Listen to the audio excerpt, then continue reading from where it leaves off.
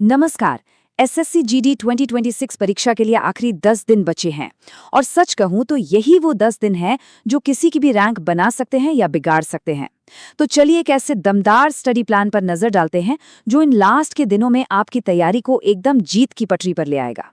परीक्षा से ठीक पहले की ये 10 दिन सच में तनाव और उम्मीदों से भरे होते हैं, है ना? ऐसा लगता है मानो समय मुट्ठी से रेत की तरफ फिसल रहा है।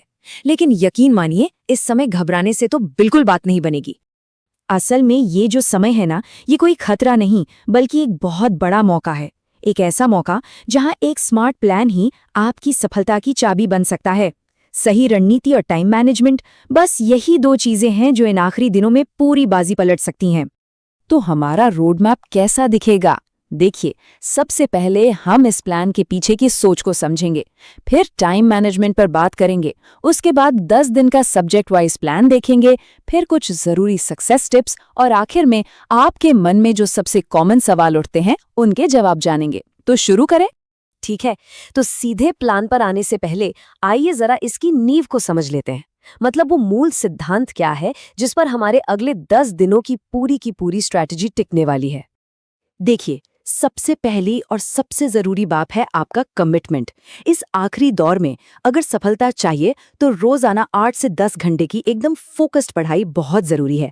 ये समझ लीजिए कि ये एक मैराथन का आखिरी लैप है और इसमें पूरी जान लगानी होगी। लेकिन यहाँ एक बात समझनी होगी, सफलता सिर्फ 8-10 घंटे गिनकर पढ़ने से नहीं मिलेगी। असली फॉर्मूला इन सब चीजों के सही बैलेंस में है। मतलब जमकर पढ़ाई, मॉक टेस्ट की प्रैक्टिस, पुराने पेपर्स का एनालिसिस, एकदम स्मार्ट रिवीजन और जो टॉपिक्स कमजोर हैं उन पर काम करना। इनमें से एक भी चीज छूटी तो समझ लीजिए तैयारी अधूरी रह जाएगी। अब बात करते हैं सबसे प्रैक्टिकल चीज की, यानी आपके रोज के टाइम टेबल की। आप इसे अपना हर दिन का एक बैटल प्लान समझ सकते हैं, जिससे आप अपना ज्यादा से ज्यादा फायदा उठा सकें। चलिए, इस टाइम टेबल के पीछे की साइकोलॉजी को समझते हैं। सुबह की शुरुआत जीके और करंट अफेयर्स से। क्यों? क्योंकि ताजे दिमाग से फैक्ट्स याद रखना आसान होता है। दोपहर का टाइम स्कोरिंग सब्जेक्ट्स जैसे हिंदी या इंग्लिश के लिए। शाम का समय मैथ्स और रीजनिंग की दिमागी कसरत के लिए। और रात में असली परीक्षा वाला माहौल बनाने के लिए एक फुल लेंथ मॉक टेस्ट और उसके बाद उसका गहरा एनालिसिस। और हाँ, एक और जरूरी बात, रोजाना मैथ्स और रीजनिंग से 50-50 सवाल हल करने का टारगेट जरूर रखें। यह छोटा सा नियम आपकी स्पीड और कॉन्फिडेंस दोनों को बढ़ाने में जादू की तरह काम कर सकता है। तो डेली टाइम टेबल तो सेट हो गया, लेकिन इन 10 दिनों में हर दिन किस सब्जेक्ट पर कितना ध्यान देना है?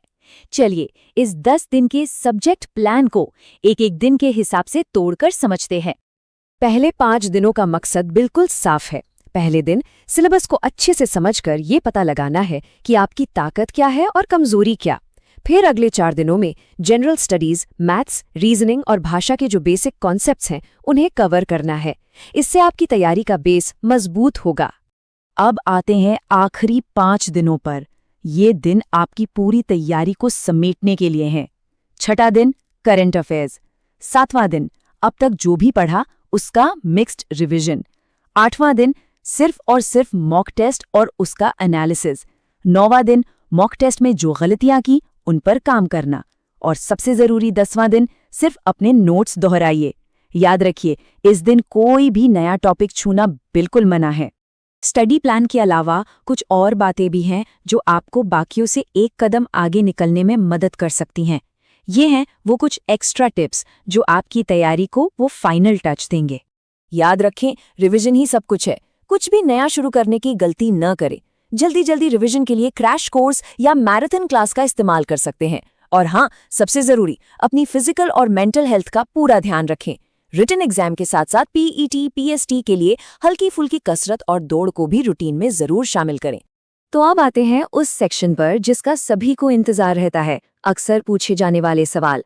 चलिए, आपके मन में जो कुछ आम लेकिन जरूरी सवाल उठ रहे हैं उनके जवाब जानते हैं। सबसे पहला और सबसे आम सवाल, आखिरी दिनों में रोज कितने घंटे पढ़ना चाहिए? इसका सीधा सा जवाब है, रोजाना 8 से 10 घंटे की पढ़ाई एक आइडियल टाइम माना जाता है। और हाँ, इसमें आपका रिवीजन, मॉक टेस्ट और प्रैक्टिस सब कुछ शामिल होना चाहिए। अगला सवाल ये है कि सबसे ज्यादा स्कोरिंग सेक्शन कौन से हैं जिन पर ज्यादा ध्यान देना चाहिए। देखिए, हिंदी, इंग्लिश और रीजनिंग, ये 2 सेक्शन सबसे ज्यादा स्कोरिंग माने जाते हैं। अगर इनमें लगातार प्रैक्टिस की जाए तो अच्छे मार्क्स लाना काफी आसान हो जाता है। और एक बहुत ही जरूरी सवाल, इन आखिरी दिनों में कितने मॉक टेस्ट देने चाहिए। हमारी सलाह ये है, रोज कम से कम एक फुल लेंथ मॉक टेस्ट जरूर दें। लेकिन रुकिए, इससे भी ज्यादा जरूरी है उस टेस्ट का डिटेल्ड एनालिसिस। बिना एनालिसिस के मॉक टेस्ट देना सिर्फ और सिर्फ समय की बर्बादी है। तो इस पूरी बातचीत का निचोड़ क्या है? बस ये एक लाइन याद रखिए, आखिरी दिनों में स्मार्ट रिवीजन, अभ्यास और सेहत कोई भी नया टॉपिक शुरू करने से कहीं ज्यादा फायदेमंद है। तो 10 दिन का असली चैलेंज अब से शुरू होता है। प्लान आपके सामने है। अब सवाल ये नहीं है कि आपकी तैयारी कितनी हुई है, सवाल ये है कि क्या आप इस प्लान को 100% डिसिप्लिन के साथ पूरा कर सकते हैं। आपकी सफलता इसी बात पर निर्भर करेगी।